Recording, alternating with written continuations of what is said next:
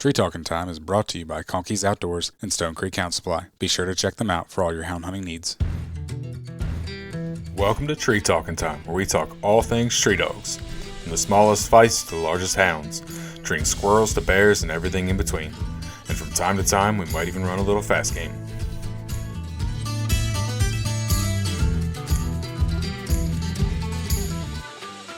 Hunting with hounds is very hard to video. Yeah, it's not easy. I'm just saying, because all of the quote-unquote action is, the dog out there doing their job, and it's like, but you can't really capture that in video. No, not easily, not accurately. A lot of the times, like, you can't catch every locate, even with a fancy mic, how good it sounds, and it's real hard to translate that to a video for sure. And yeah, I mean, we can get into some of that too once the podcast starts. Oh, we might as well just get right into that because we're rolling. So. Oh, perfect. Yeah. Well, yeah. I mean, I owe a lot of that to my wife. She's a professional photographer, and okay. she kind of gets, she understands the back end a lot better than I do on like the angles and what you need to get and how you need to, get it to be just right. And the editing thing too. I don't understand how the heck she was. In the beginning, when we first started, we were using this editor, the browser app version of the editing app that we'd used, and it was so mind numbing how difficult it was because I would watch her do it, and I'm like, I don't understand. It would frustrate me just watching it because every time that she'd make a change, she would try to watch the clip to see, does that make sense? But literally every 5 seconds, like clockwork, it would lag for about 6 or 7 seconds.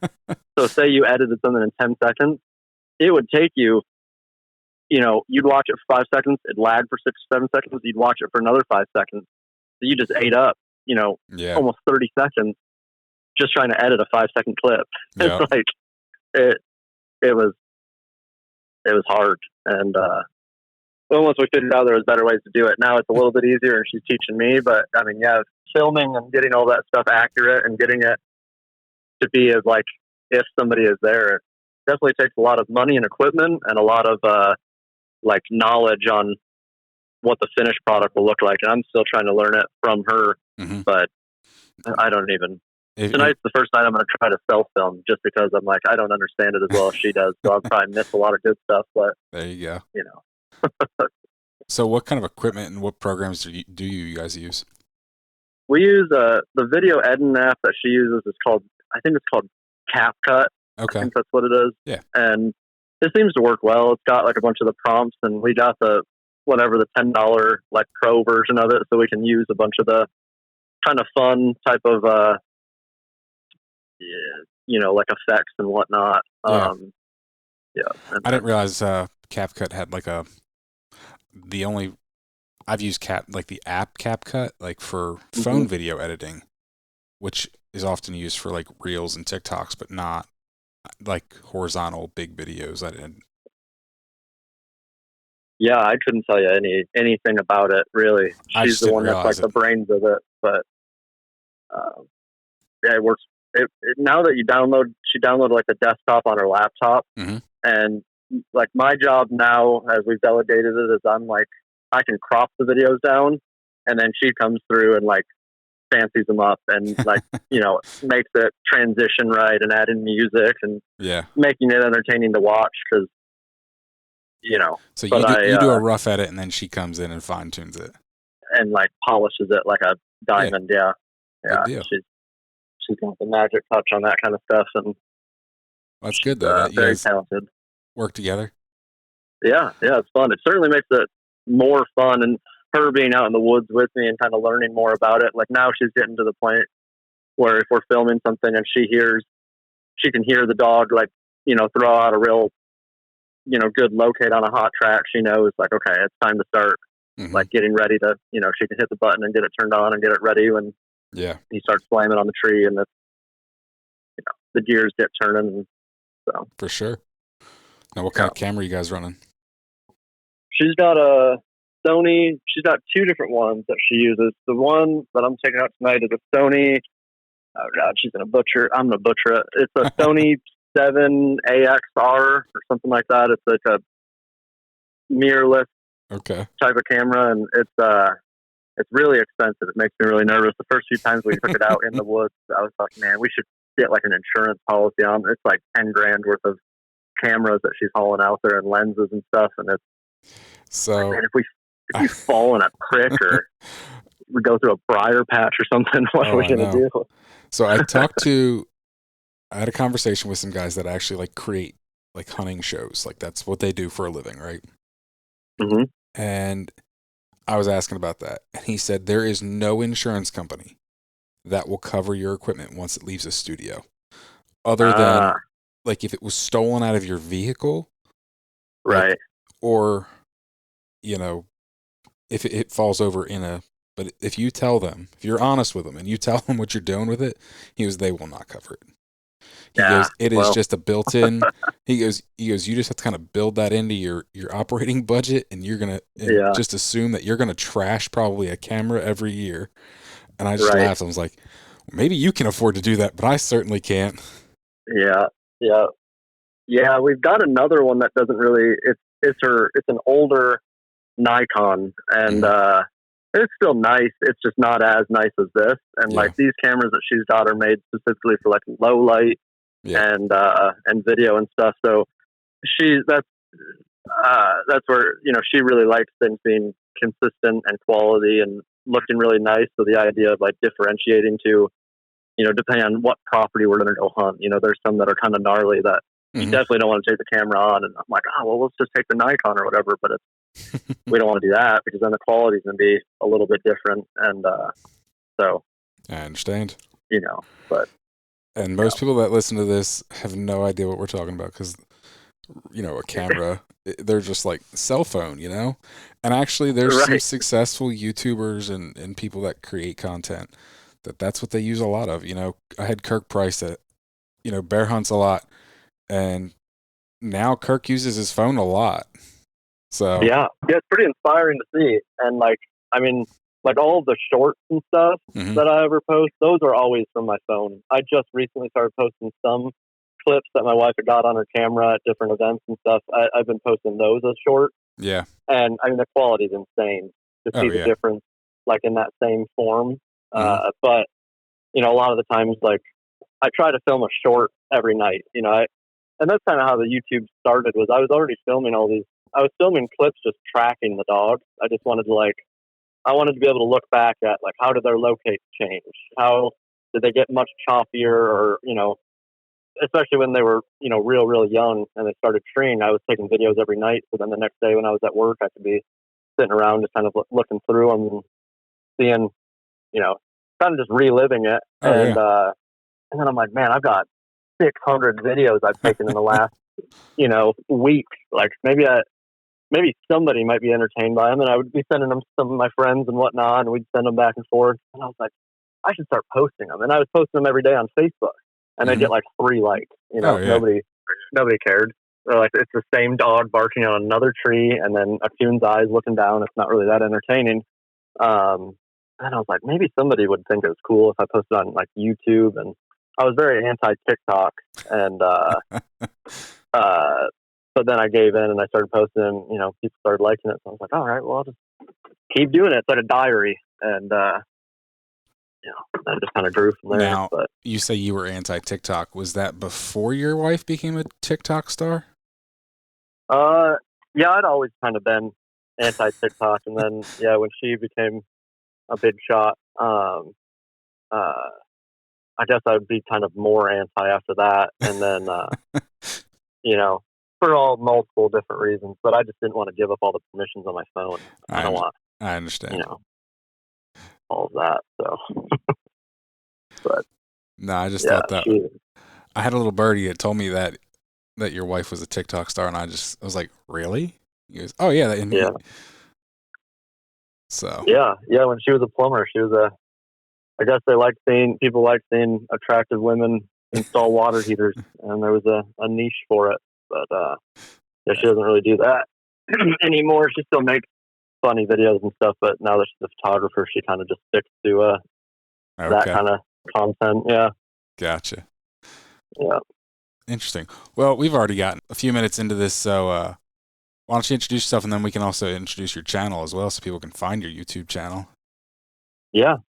So, my name is Tyler Arnett. I live in Iowa. Our YouTube channel and TikTok is Warplane Kennels. We're on Instagram too, but I don't really post a whole lot on there. It didn't really get any traction, so I kind of just stay on YouTube and TikTok. And we've got two. They're almost 14-month-old now, blue tick, and we just went and got a new puppy that I'm pretty excited about. We're going to be doing a really big series on him, and a lot of content surrounding him. We'll get into that pup in here in a little bit, but I didn't realize that your two blue ticks were only 14 months old. Yeah, they're young. So are you new to coon hunting then? So I coon hunted a lot when I was a kid. My grandpa, I grew up in Michigan, southern Michigan. I was born and raised part of my childhood in Spring Arbor, so the same neck of the woods that Ed Mead's from. And my grandpa had blue tick before he moved back down to Kentucky. And so I was always around dogs when I was little. And then I coon hunted a lot as a teenager, sometimes with dogs and sometimes not, just walking around with friends, just shining trees. Yeah. We would sell hides and stuff. And then I got out of it for a while. And then I got big back into deer hunting, and then I got big back into turkey hunting. And then I was like, man, I kind of want to do something when I can't be doing that. And our youngest had her birthday, and I was like, I really want a blue tick. And I found this lady in northern Iowa, Tammy Swanson, and she had some blue tick puppies, and we got first on the list. And I was like, well, heck, we can go pick them up right around Ashlyn's birthday. And I was like, oh, well, this could be a birthday present to her. And we could get, a dog, and it kind of worked out that way. And so then I got back into it, and I never really did any competitions. It was just, we just kind of hunted for fun or hunted for fur. Yeah. And, Now, how long of a break do you think would you say you took? Oh, geez, probably 10 years. Okay. So a lot changed in that 10 years then. Yeah. It's, definitely. Lights got better, tracking systems got a lot better. Yeah.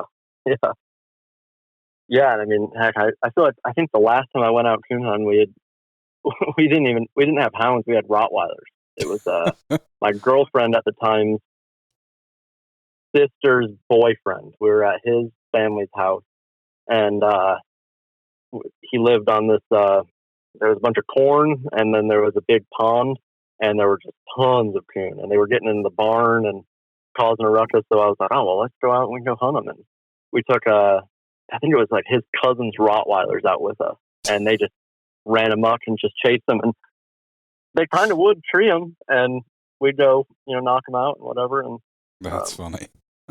Yeah, coon hunting with Rottweilers. That was the last time. I don't know if I've ever seen. I'm sure it's been done, but I don't think I've ever seen it. They weren't that effective, but they were. I mean, they had a high prey drive, and they were not very nice dogs, so it worked out, I guess. But yeah, that was the last time I think I went before getting these pups. There you go. Too funny. Yeah.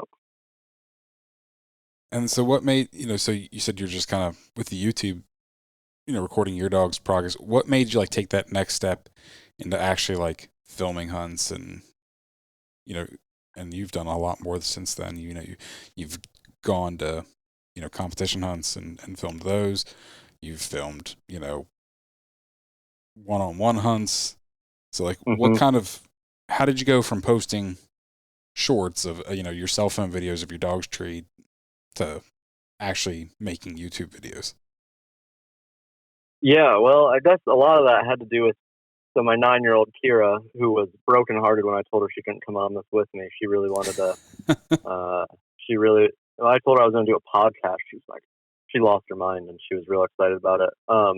I guess a lot of it came from her and I. We watch a lot of hunting videos all the time on YouTube, and Kurt Price and Kendall Gray. She loves Kendall Gray. Yeah. And we always watch videos, and especially once we started posting shorts, we're like, man, we're not that far off from that. We could make videos like that. And I guess she was kind of the one that gave me the first push, and then my wife was like, well, yeah, let's give it a try. Like, it'd be fun. There was no coon hunters that were doing it as a family, Yeah. and there wasn't really anybody that was like really highlighting and focusing on the youth. Mm-hmm. And I mean, we got, those that don't know, I've got 2 girls, so there's not that many, like, there is girls that coon hunt, but there's not that many, and there's not that many that I haven't met any. I've met a handful, I guess that's not right to say, that are like as competitive as they are. I mean, Kira especially worked her butt off. I think every night this summer, that I went out, she was out with me. Oh, And wow. it was a big adjustment when she had to go back to school, because I was like, man, I don't have anybody to come with me. This is nobody to talk to or nothing. So Yeah. I would say they gave me the big push to it. And I mean, they were the ones that, kind of lit that fire to, like, yeah, let's just try to start, like, documenting some of this stuff and showing people how fun it is, and showing people, like, how cool some of these clubs are and how much work goes into these events and whatnot. And Yeah. kids get excited, and yeah, I would say That's it's awesome. just showing off more of what we do and trying to make it more fun for the youth. I mean, everybody wants the youth to get into it since they're the future of it and whatnot. And Oh, for sure. a lot of them on YouTube watching nonsense, but giving them something to watch. That's, our sport is Mm-hmm. fun. Oh, yeah. No, that's awesome. And I think it's awesome that your daughters are the ones that, like, kind of really pushed you into it. Going from, like you said, just posting some cell phone videos of your dog's tree to actually putting a lot of effort in. Oh, yeah. Conkeys Outdoors is proud to be a sponsor of Tree Talking Time. Family, hunting, tradition is the Conkeys motto. They understand the importance of passing down the tradition of hound hunting. They are a family-owned business that treats you like family. They also understand the importance of having the gear you need when you need it. Conkeys carries everything for your next hunt, and it ships to your door quick. They also offer great warranties on all tracking systems and financing options. Check them out at conkeys.com. You can also use the code TreeTalkingTime5 in all caps to save as well. So when you were hunting with your grandfather, was that like an occasional thing, or did you hunt a lot with him? It wasn't often. I mean, it was, I was real young, because he moved back to Kentucky. Gosh, I was probably 7 or 8 or so, I would say. I mean, Okay. I just remember them, being around. There were dogs and stuff at the house that we'd lived at in Spring Arbor. And, I'd hunt a lot with my dad, like deer hunting and stuff. Hunting was always something that I did growing up. Yeah. And I was always around dogs, and I did coon hunt. I just didn't, it was something that was like kind of ingrained in me, and I didn't even really like I kind of forgot, honestly, that my grandpa even had blue ticks, until I started looking for them again. It just was like, it was something that was in the very back of my brain. And then once I realized that I wanted them, I was like, that's why I've always wanted them. It's because we had them, when we were, and the reason that I was kind of joked. I was like, maybe the reason that I subconsciously never wanted to get super big into Walker dogs is because we also had one of those when I was like 13. My mom rescued one from the pound, and with just the intent of it being a house dog, and her name was Pebbles. And she would bolt out the door. I think she lasted our house like a week, because she would bolt out the door every single time that door would get open. She'd run to the woods in the church parking lot across the street from where we lived. And I remember my mom just getting so fed up with it. We didn't have her for very long. Makes sense. You remember good things about blue ticks. He said, "Oh yeah, let's get a blue dog." Yeah. They don't run a mile. Very true. How have your blue ticks done in competition hunts? I would say they've done mostly well. They've each got a couple cast wins. I think Maverick, or the one I call Smooth, I think he's got 2. He's, if every hunt that we were in was a PK, like had PKC rules where somebody won no matter what, and there was no dead cast, they'd both, Maverick would be probably grand night at this point. The amount of times that he's won with circle, quote unquote, won with circle points. Yeah. Been like the only dog to tree, and it been circle trees. The are crazy. Well, at the same point, they probably turned on really right at the beginning in the spring, early summer. Yep, exactly. Yeah, the first hunt we put them in was at the end of April. Yeah. And I'd hunted them both solo for so long that it's still kind of an adjustment getting them used to like being around other dogs. Gotcha. And there's some times where Maverick, I don't know, I can't say for sure that it's females that are coming in or out of heat, but there's a couple times in casts where a lot of the times he doesn't care, but there's been some times where he just follows these females the entire hunt. Mm-hmm. And then, the next day we'll be at a hunt, there'll be another female, and he'll, consistently be 500 yards away from her. But, so, they've done well. They still got puppy in them, but yeah. Maverick at this point, I mean, he's treated 200 coons at this point now, and wow. and he does really well on his own. He needs a little bit more pressure with other dogs, and we try to hunt him every weekend in different hunts and stuff. But cool.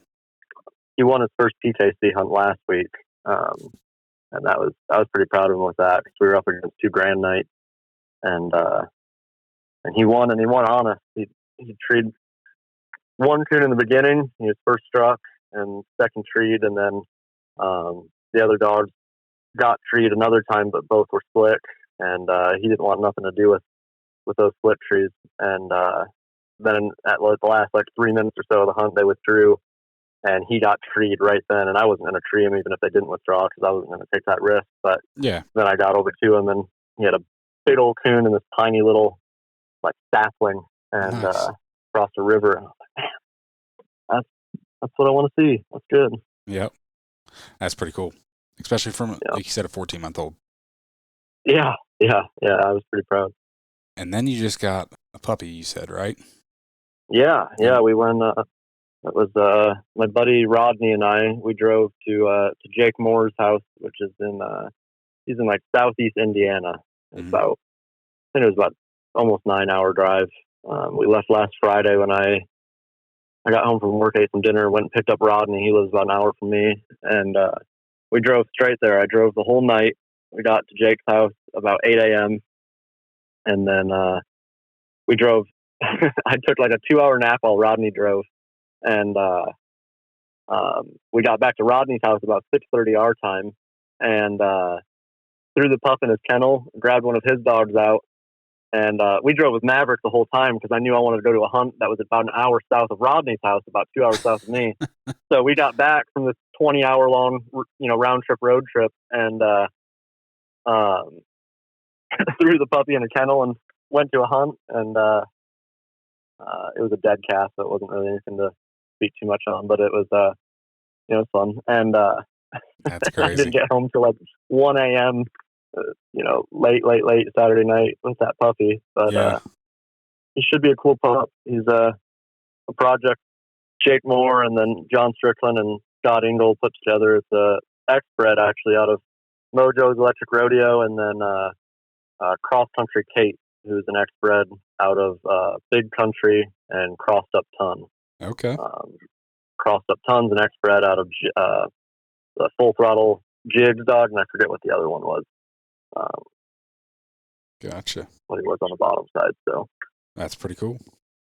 Yeah, I've got high hopes for him. He'll be 7 weeks old, I think, tomorrow, and he's a gritty little sucker, and he doesn't like to, which everybody says, the rodeo dogs don't ever shut up, and he definitely does not. He's a funny little puppy, and he's smarter than crap, man. I mean, he's already climbing up stairs and jumping over stuff, and he's figured a lot of stuff out a lot quicker. I thought these other 2 dogs that we had, I thought they were real smart compared to other dogs that I've had, but man, this puppy is, for as young as he is, he's figured stuff out real quick. So. Yeah, that's pretty cool. So I asked Zach Conkey what I should ask you, and he told me to ask you when you're getting a walker pup. I said, well, you did, kind of. Right, yeah, a little bit. Looks like one at least. Yeah, exactly, yeah. Yeah, it kind of sucks. I was like, man, he's got such good feet on him. It sucks we're not going to be able to put him on a bench or nothing because, you can't show an X-bred. And, I understand. I got an X-bred dog. Okay, yeah. What's yours out of? Mine's was not some great prodigy project by any major coon hunters. He was an accident out here at my house. My plot dog ripped a chain link fence apart to get in with a leopard. Okay, wow. So That's a cool looking dog, at least. everyone swears he's a Redbone. Oh, wow. Everyone compliments me on how pretty my Redbone is, and I just laugh. I can't picture a spot in a leopard making something that looks like a Redbone, but that sounds even cooler than. Like, I showed up at a Redbone breeder's house to do a podcast and with him in the back, and Redbone breeder was like, "Oh, that's a pretty Redbone. How's he bred?" And I was like, "If I can fool a Redbone breeder." Right. Yeah. Man, that's wild. No, but I get what you're saying, though, as far as not being in my, my son, my oldest, he's 7, and, he's just kind of getting into all this and showing some dogs, and he's asked to show him before, and I'm like, nope, you can't. And he just doesn't get why. Yeah.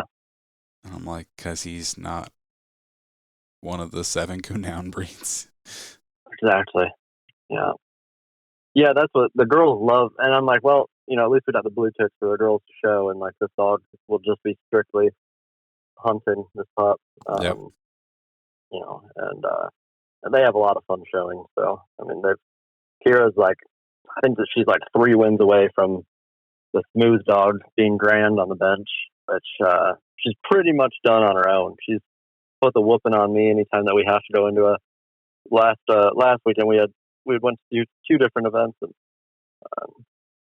we were the only champion males, and both times she whooped me, and it wasn't even just a judge trying to give her the win. It was like she put in a lot more work on the bench than I have, and it definitely showed. And that's awesome. Those dogs sitting pretty right. I know I went to youth nationals, not this past year, but the year before, and I tell you what, a lot of those kids, like young kids, that could whoop me. That's for darn sure. Like I'm, 7, 8 years old, and I'm like, man, you can handle a dog. Oh yeah, yeah. Yeah, there was a boy from Wisconsin. I wish I could remember his name. My wife interviewed him at at the Minnesota hunt, and I think she might have even interviewed him at the youth nationals. But man, that boy can show a dog, and I mean, they come rolling deep. They've got, I don't even know. He won something in I think he won 5 or 6 awards at the Minnesota State Youth Hunt last month. I mean, and man, he puts those dogs up there and gets them. It's not it's not an accident. He does a great job. And I mean, there's a bunch of those kids that we saw at nationals that I was like, all right, cool. Yeah, this is, I'm glad we lost, because those kids put a lot of work into that. And, they definitely, they deserve that. No, and there's quite a few of those teenagers that can compete on a national level with, the adults. Oh yeah. So. Yeah. Libby Lancaster, both Lancaster girls, those girls, I mean, man, and they've got a good routine down, and their dad, Charlie, he's a real good guy too. And they showed one of our dogs at the Iowa State hunt, and Libby won with one of the dogs, and man, she made him look. It was funny that she won, because it speaks volumes on how good she did handling him, because he had stepped out of the truck, and in the box, either in the box or on the ground, he had picked up a gnarly thorn in his paw. Oh, geez. And he had this horrible limp. And I was like, oh, man. He won on Friday, but he had shown again on Saturday. And he couldn't hardly walk. I mean, he was just jumping on one paw. He looked so goofy. And Tim Gilchrist, he was the judge for it. And he's real big on feet and how they move. And, that initial presentation of him. And I was like, well, that's not going to be good, because he looked like he's, 3-legged. And, but man, nope, she put him up there, and he didn't really want to keep his paw down, but I don't know what she whispered in his ear to make him cooperate, but she had the right touch on him, and he sat like a statue until the very end. And then he started, I don't know why, but he started opening up and barking like crazy. And anybody that was there probably thought it was funny, but I thought it was the most embarrassing thing that had ever happened at it. So. I understand. Stone Creek Hound Supply, a family-operated business, boasts over 50 years of involvement in hounds. For over 2 decades, they've been dedicated to supplying high-quality hound gear Their reputation is founded on unparalleled quality and exceptional customer service. Crafted from U.S. source materials, Stone Creek clothing is meticulously manufactured right here in Pennsylvania. Through their commitment to excellence, many of their customers have become lifelong friends. Use the code TreeTalkingTime15 to save on all your purchases. So what do you got planned for the channel, for your dogs, the girls? Yeah. What's on the horizon? Well, I think the first project that the thing I'm the most excited about is this puppy series. We're going to do, I kind of mentioned in this first video that we introduced him in, but we're going to do like a multi-part kind of series, like updates on him, every month. And I don't know the intervals, I guess exactly, I shouldn't say every month, but just kind of updating him when it seems necessary, showing him when he goes in the woods the first time. Yeah. Showing him when he goes out at night, to try to run with the dogs the first time we put a tracking collar on him. And working him on drags and kind of just like starting him the same way that I started the boys that we got now. And just kind of seeing, how it all comes out. My real idea is that at the end of all of this, a year from now when we're sitting here, we can look back at, relation of maybe an hour or two of video of him from, when we got him 6 weeks old to, where he's at then, which is hopefully a dog that's, treating a bunch of coons and looking good doing it. For sure. That's a big project. In the closer side of things, we've got I just actually today got home and I got a light from Razor, their new light. I'm pretty excited we're going to make a video on that and show that off. And cool. Yeah, I'm real excited about that. I really like the product type of videos, and talking about what makes things cool, especially on companies that I like. And that was the big thing I told Belinda once we started getting approached by companies. And that's why the first company I reached out to try to work with was Conkeys, because we were ordering from them before we even did any of this YouTube stuff. And I really liked what they did and how they presented themselves and how they presented their store and how like knowledgeable they were at everything. They were an easy pick. And for sure, I like Zach a lot. He's become a friend of mine. And we got a dog food company that we're in the works with. Cool.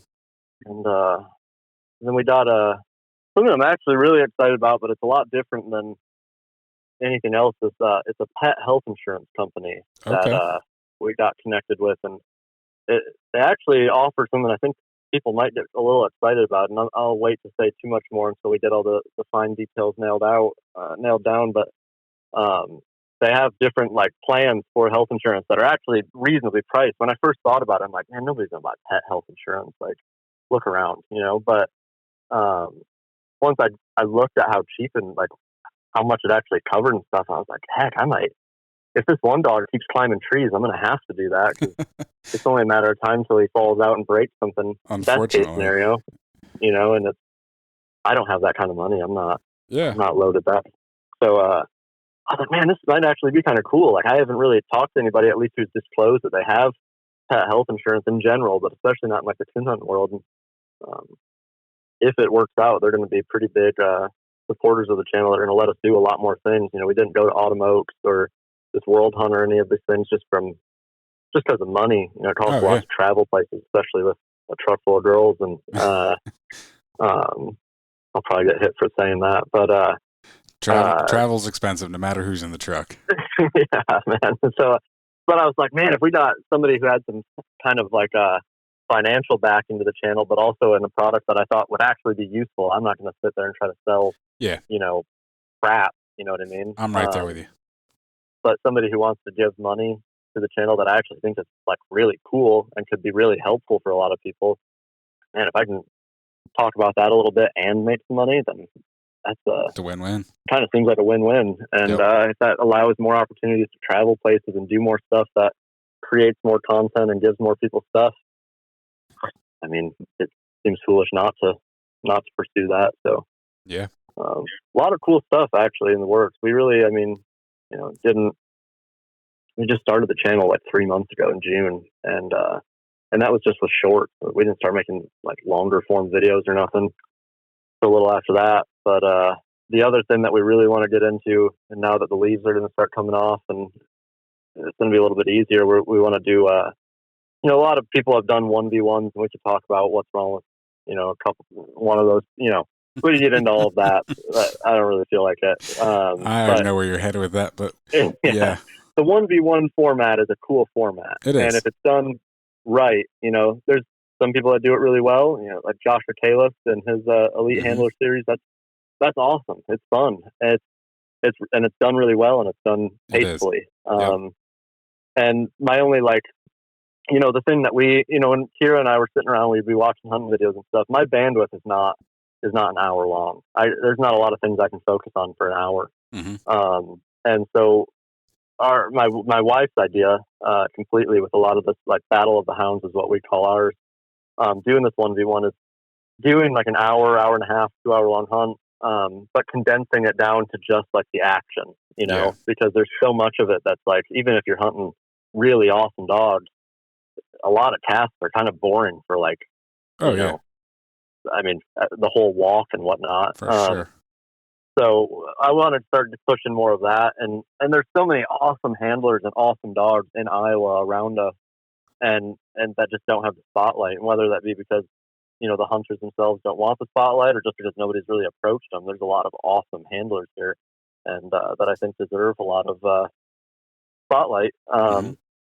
And so I'm real excited about that, because it's really fun, and I think it's exciting to watch, and especially exciting for people who have never even considered competition coon hunting or it in general, to be able to see it in a more digestible way. I mean, like even, some of my friends and buddies and stuff that don't hunt were like, man, that kind of makes me want to get into hunting. And that's pretty cool. We posted up coverage of one of the casts down at a clubhouse in our area, one of the kids' cousins, who's I don't know, 10, 11, 12, something like that. The kid told me, and then his parents told me how much it made his cousin want to get into coon hunting, and like they were making plans to go out just because they saw the video coverage of the cast. And a 10-minute, 20-minute long video is a lot easier to be able to watch while you're sitting on the toilet or whatever than an hour or 2 hour long video. So for sure. Yeah, that's the direction I want to go with it all. Yeah. No, that's a lot of exciting stuff, and I can't wait to see it. I haven't watched every one of your videos, but I've watched quite a few, and I've really enjoyed them, and I look forward to the growth of your channel, and that's why I wanted to have you on. Yeah. Thanks, man. Yeah, we got a lot of big plans. It's like time, and you got to take the time to film the stuff, and then you got to take the time to edit it all. And I had no idea, man. I mean, like when we drove up to Minnesota, we filmed all of that all day. Well, my wife, I didn't do nothing. My wife filmed everything. And then it's like, she got to work. I woke up the next morning, and they were nice enough to let us stay at the clubhouse. And I woke up the next morning, she was already on her laptop working on it, and going to town on the video. And she was working so much on it and just wanted to get it done so quickly. We had to stop by a Walmart somewhere in the middle of nowhere in Minnesota to buy an inverter so that we could charge the laptop so she could be working on it on the way home. And it's a lot of work, but we really just want to put out fun, exciting, like cool content that people who like coon hunting like, and people who don't even know what coon hunting is can watch and go, oh yeah, that's kind of fun, And I guess that in a nutshell is what we want to try to do with it, and it is really exciting and it's fun. It's cool to highlight and spotlight the youth, and get them excited about it too, and especially with all the crap they could be distracted by, it might as well be something that's pretty wholesome and fun, like coon hunting is. So no, that's awesome. I really appreciate you coming on though, and telling me about your channel and what you got going on. Yeah, man, my pleasure. I appreciate you. I'm glad that you were patient with me. It's been busy this last month, so I'm glad that we could finally get some time to do it. I've been wanting to do it, and then something would come up, and then it wasn't all you. It was partially me too, so no problem. We both got lives. It's crazy. Exactly. Much as I'm sure we wish we could both do exactly what we're talking about and stuff full time. For sure. A lot of other stuff that is in orbit. Yep. For sure. So, well, thank you very much. I appreciate it. Yeah, absolutely. You can find me on Facebook and Instagram at Tree Talking Media. And until next time, keep them talking in the timber.